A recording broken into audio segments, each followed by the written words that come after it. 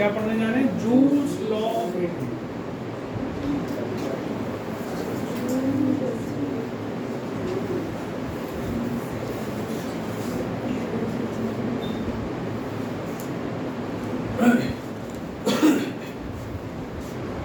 तो जब current pass होता है किसी रजिस्टर में से, तो हमने पहले भी डिस्कस किया था कि उसमें हीट जनरेट होती है ना।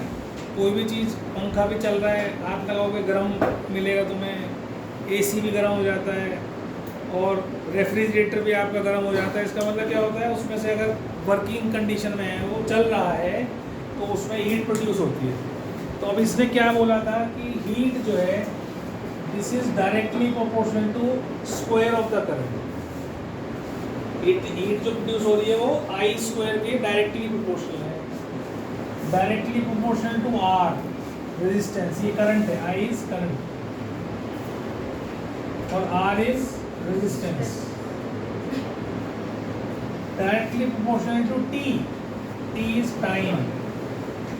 जितनी ज़्यादा देर चलेगा उतना ज़्यादा गर्म हो जाता है। कहते हैं ना, थोड़ी थोड़ी देर में बंद कर देना चाहिए पंखा या लाइट। कोई भी चीज़ बहुत ज़्यादा तेज़ी से, मोटर होती है जो वाटर मोटर होती है, उसको अगर हम चलाते हैं तो बहुत ज़्यादा देर चलाने के लिए मना करते हैं कि भाई ज़्यादा देर चलाओगे तो जल जाएगी। अगर मान लो आपने चला के छोड़ दी, चले जा रही है वो, 20 घंटे हो गए, 24 घंटे हो गए, 26 घंटे हो गए, इतनी गर्म हो जाएगी वो कि वो जल जाएगी।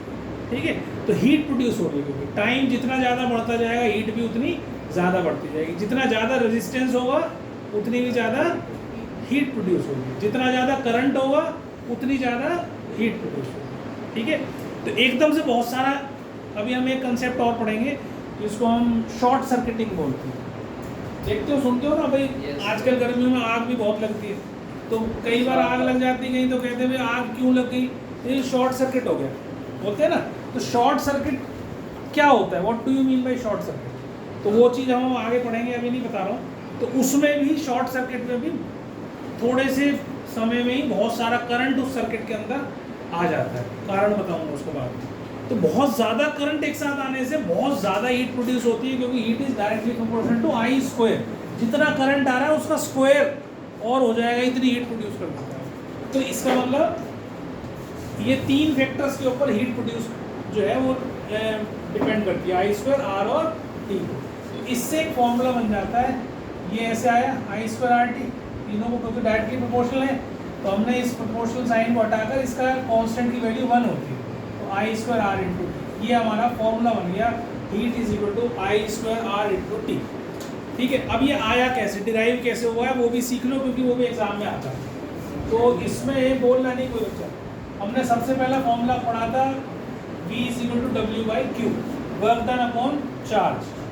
फिर हमने दूसरा फॉर्मूला पढ़ा था, Q is equal to I into T, या I is equal to Q by T, charge का फॉर्मूला पढ़ा था, है ना। और इसको इसमें डाल दो, V is equal to W work done, वो हीट एनर्जी के बराबर ही होता है। वर्क जो है that is equal to heat, heat भी एनर्जी है, वर्क भी एनर्जी है, सब कुछ एनर्जी है। किसी भी तरह का एनर्जी है वो हीट ही है, क्योंकि सबकी यूनिट क्या होती है, जूल ही होती है। तो इसको अगर हम हीट लिख लें तो ये H अपॉन आई टी हो गया। तो H कितना हो गया, वी आई टी हो गया, इसको इधर ले गया। अब आपको ओम्स लॉ पता है, V is equal to I into R, है ना। तो V की जगह क्या डाल दो, I into R into I T, तो ये क्या बन गया, I square R into T. तो ये हीट प्रोड्यूस क्या हो गई, I square R into T. तो ये इससे डिराइव करना है, पहला फॉर्मूला, दूसरा फॉर्मूला, तीसरा फॉर्मूला, तीन फॉर्मूले की हेल्प से ये हीट प्रोड्यूस डिराइव। उतार लो फटाफट इसको।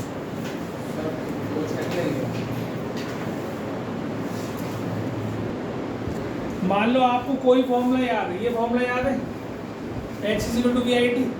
आपको ये भी पता है V is equal to I R होता है। तो आप फॉर्मूला बनाना चाहते हैं दूसरा वाला, तो V की जगह आई आर डाल दो, या डाला जैसे इसमें डाला हमने, तो इससे बन जाएगा heat is equal to I square R into T, बन जाएगा। V की जगह हमने क्या डाला, आई आर, आई पहले से ये आई स्क्वायर आर इंटू टी हो जाएगा। अगर आप ये चाहते हो कि ये फॉर्मूला बनाऊँ, तो इस फॉर्मूले में V और R है ना, तो R को मत छेड़ो, आप क्या करो, इस फॉर्मूले से ही इसको V को क्या लिख सकते हो, V is equal to I R होता है, तो आपने I की जगह V बाई आर डाल दिया, I की जगह V बाई आर डालते हैं तो ये हो जाएगा V into V by R into time. तो क्या बन गया ये V square by R into time.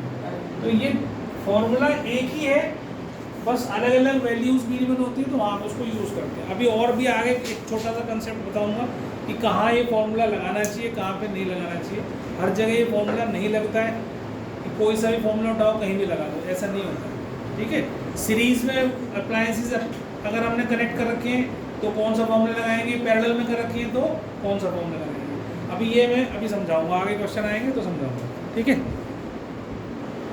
क्या होती है जो हम वॉट से मेजर करते हैं, है ना, पावर। जैसे मान लो मैं कहता हूँ ये फैन कितने वॉट का है, ये 50 वॉट का है। ट्यूबलाइट कितने वॉट की, 20 वॉट की, है ना। वॉटेज जो होती है पावर, तो पावर क्या होती है, what is power, rate of doing work. ठीक है, मतलब power is equal to W/T, कितने समय में कितना काम करके दे रही है कोई चीज़, उसको हम क्या बोलते हैं, पावर। ठीक है, तो power is rate of doing work. तो या एनर्जी अपॉन टाइम भी लिख सकते हैं, वर्क तो एनर्जी के बराबर ही होता है। तो इससे आपके पास energy is equal to power into time, ये ऐसे भी याद रख सकते हो। इसको एनर्जी को आप हीट भी कह सकते हो, एनर्जी को आप हीट भी बोल सकते हो, है ना। तो इस प्रकार से ये फॉर्मूला आपका heat is equal to power into time बनता है। ठीक है, अब इसके बाद और क्या कर सकते हैं इसमें,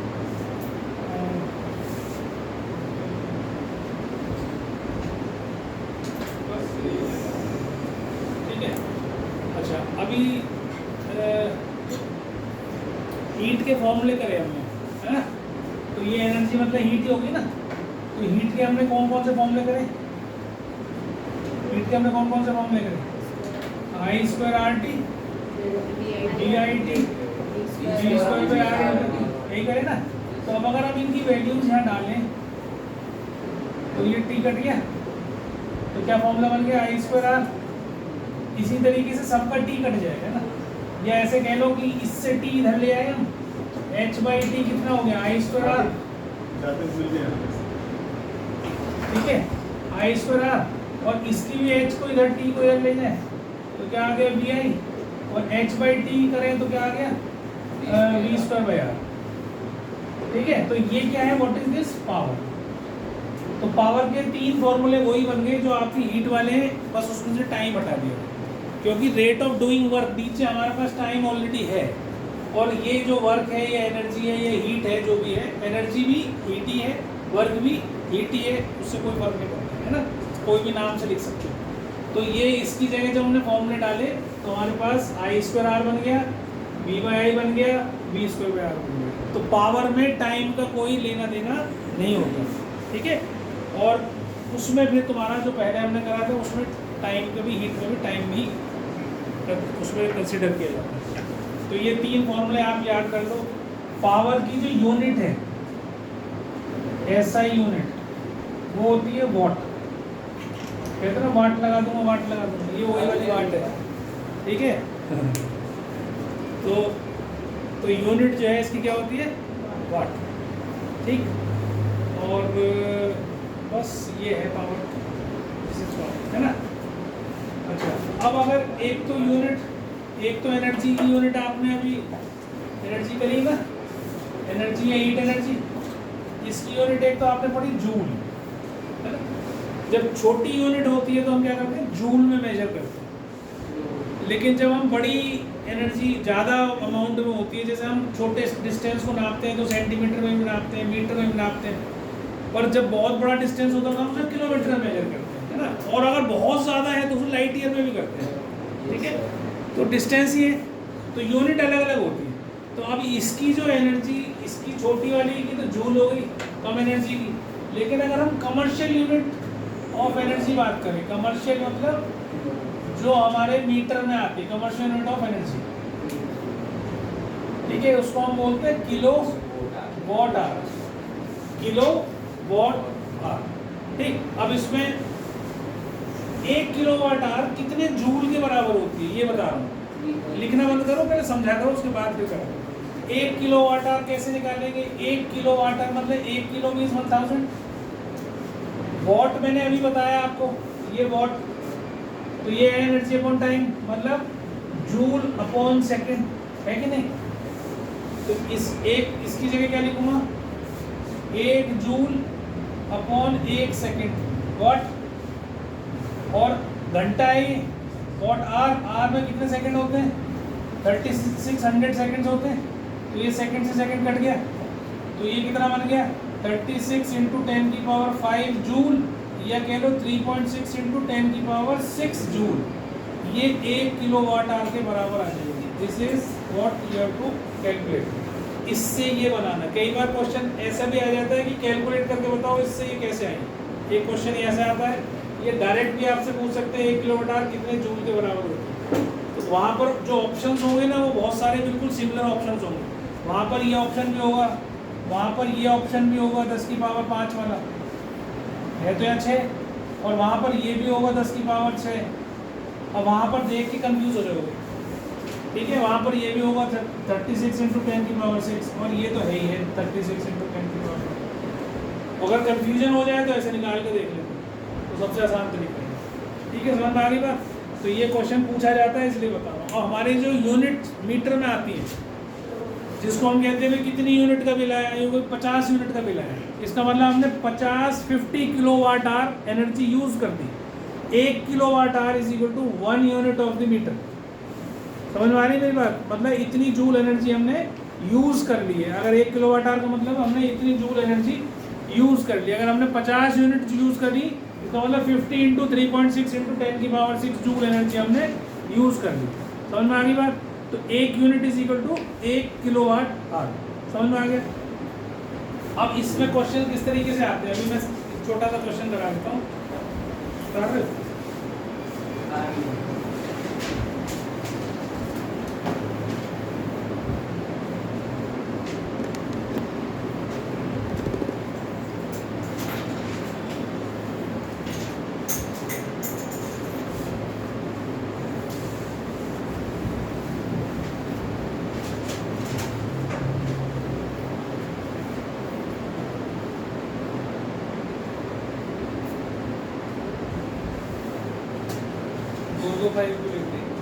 अच्छा जूल है ये ऐसे लिखने जो होता है ना, ये standard form of writing, standard form कहते हैं इसको, है ना? इसको ऐसे छोड़ने के लिए ऐसे छोड़ना चाहिए, 1 डेसिमल के बाद। और जितनी बार हम इधर की तरफ बढ़ते जाते हैं तो उतनी ही 10 की पावर बढ़ती जाती है। अगर मैं इसको 0.36 लिख दूंगा तो यह 7 हो जाएगी, और पॉइंट उधर लगा दूंगा 0 लगा के तो यह 8 हो जाएगी, इस तरीके से। ठीक है, मिटा दूं? तो आपके पास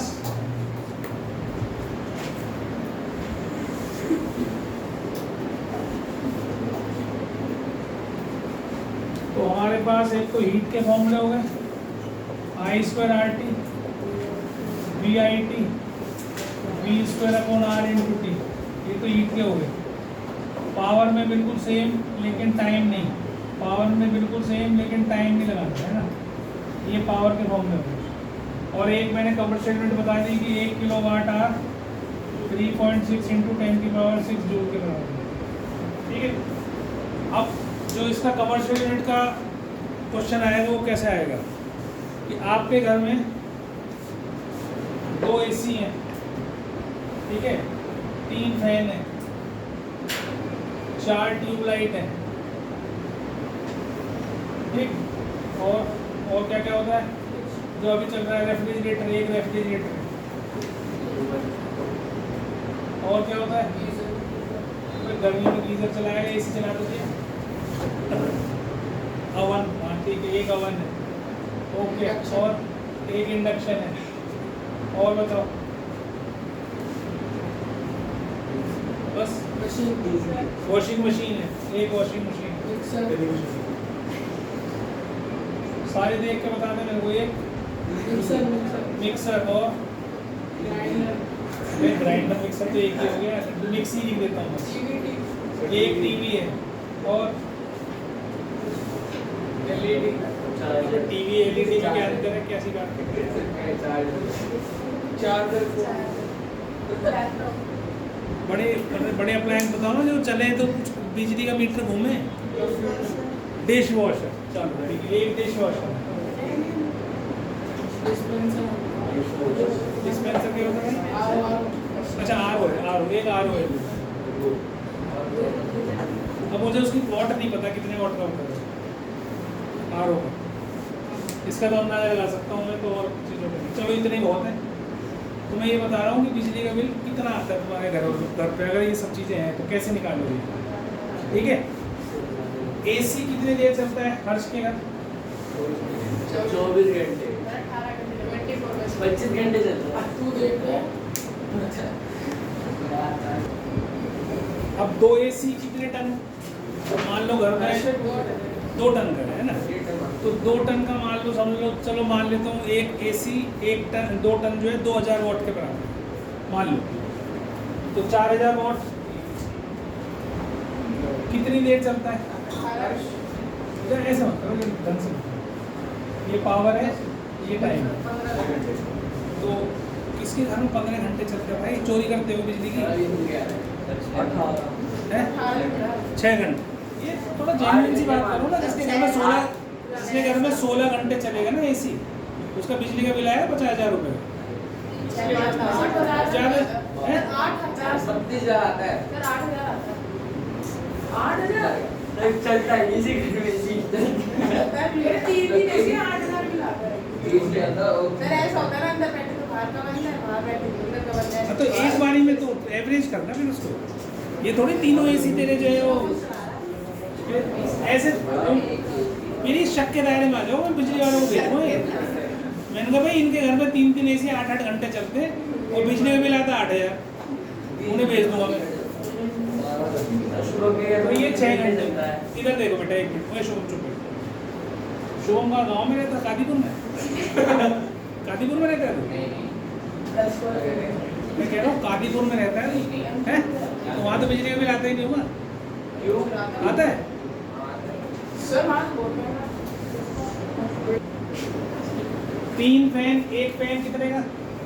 ये 2 एसी थे ना, तो मैंने क्या करा 2 × 2000, और 3 फैन, एक फैन मान लो 50 वॉट्स का है, कितने देर चलते हैं? ये चल सकते हैं भाई 18 घंटे 20 घंटे चलते हैं, गर्मियों का टाइम चलते ही रहते, तो तीनों फैन भी 20 घंटे मान लो एवरेज कर लेते 15 घंटे, ठीक है, 15 आवर्स, क्योंकि सारे तीनों कमरे में नहीं चलेंगे।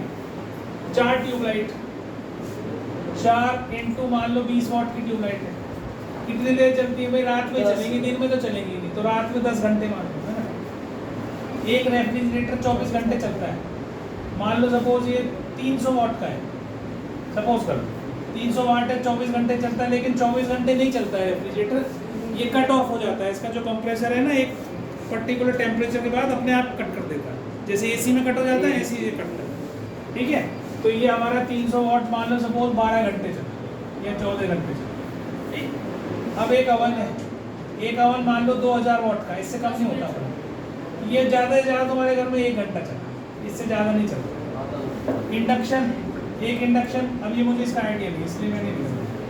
वॉशिंग मशीन मान लो 300 वाट 400 वाट की, ठीक है, एक वॉशिंग मशीन है आपके घर में, ज़्यादा से ज़्यादा 2 घंटे 1.5 घंटे चल जाएगी, है ना, चलो 2 घंटे में।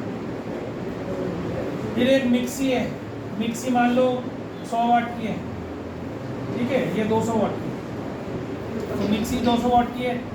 अब ये तुम्हारे घर में ज़्यादा से ज़्यादा 2 घंटे मान लो है, मैक्सिमम 1 घंटा ही बहुत है इसको, ये करना। अब टीवी 100 वाट का है मान लो, तुम्हारे घर में मम्मी सीरियल देखती होंगी, तो जिनके घर, तो किसके किसके घर में कितना टीवी चलता है बताओ?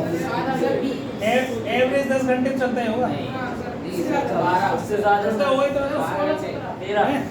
चलो एवरेज सबका मिला के 10 घंटे है ना, 10 आवर्स। एक डिश वॉशर है मान लो 2000 वाट का है, तो ये 2000 वाट का या 1000 वाट का है मान लो, मुझे आइडिया नहीं इसके बारे में। ये ज़्यादा से ज़्यादा कितना चलेगा? 1 घंटा, कितनी देर में धुल जाते हैं बर्तन इसमें? आधा घंटा 3 घंटा एवरेज होगा। नहीं समझ में आया क्या? एक बार का ये वॉश करेगा 1 घंटा या आधा घंटा लेगा, तो 3 वक्त का खाने के हिसाब से 3 घंटा, तो 3 घंटा मानो, तो इसको 3 घंटा मानो। समझ में आ गई बात? ये सारे अप्लायंसेज आपके घर में है मान लो, और इतनी इतनी देर चलते हैं, तो हमारा बिजली का बिल कितना आएगा? तो इसके लिए क्या करना है आपको? Power into time. एनर्जी क्या होता है? Power into time. तो सबको मल्टीप्लाई करते जाओ, ठीक है? तो राइट साइड पे लिखते हैं मल्टीप्लाई करके। तो ये कितना हो गया? 24,000 वॉट आर, वॉट और आर ये घंटे है ना। ये कितना हो गया? 1,500 इंटू 15 2250 वॉट है ना। और ये कितना हो गया? 80,800 वॉट। और ये कितना हो गया? 4200 वॉट। ये कितना हो गया? 2000 वॉट। फिर ये कितना हो गया? 800 वॉट। फिर ये कितना हो गया? 200। फिर ये हो गया 1000 वॉट आवर। और ये हो गया 3000 वॉट। सबको जरा ऐड कर दो, कितना हो गया? 24,000, 27, 28, 28 और 2 20, 20 और 6 कितना हो गया? 20 और 5 कितना हो गया? 25। कुछ गलत कर दिया ना। 24 और 3 27 और 1 28, 28 और 2 30 हुआ ना। 30 और 5 35 हुआ। तो 35,000 तो एक हो गया, 36,000 ये हो गया, और 36,000 और 38,250 वॉट है ना। इतनी बात समझ में आ गई? सारे वॉट आवर जोड़ दिए। पहले पावर लिया इनटू टाइम, पावर लिया इनटू टाइम, पावर लिया इनटू टाइम। अब ये कितना वॉट आवर आ गया? इसको किलोवाट आवर में कन्वर्ट करने के लिए 1000 से डिवाइड कर दिया। तो ये कितना हो गया? 38.25 किलोवाट आवर। ये एक दिन का खर्चा है, एक दिन की यूनिट है। अब मान लो 30 डेज का मंथ है, ठीक है? इसको अप्रोक्सीमेटली मैं 40 मान लेता हूँ, अंदाजे से 40 मान लेता हूँ। 40 इंटू 30 तो कितना हो गया? 1200 किलोवाट आवर। एक महीने में आपने 1200 यूनिट कंज्यूम कर दी। 1200 यूनिट का मतलब 1200 इंटू 60 मान लो, ठीक है? नहीं वो स्लैब्स हैं तो एवरेज करके मैं 8 लगा रहा हूँ, क्योंकि आप अपर स्लैब में आ रहे हो, आप 1200 वाले में आ रहे हो, तो नीचे वाले स्लैब सस्ते होते हैं, ऊपर वाले स्लैब्स महंगे होते जाते हैं। तो आप अगर इसको मान लो तो 9600 रुपीज़ का मंथली बिल आपका इतनी चलाने पर कम से कम आना चाहिए। इससे कम अगर आ रहा है तो इसका मतलब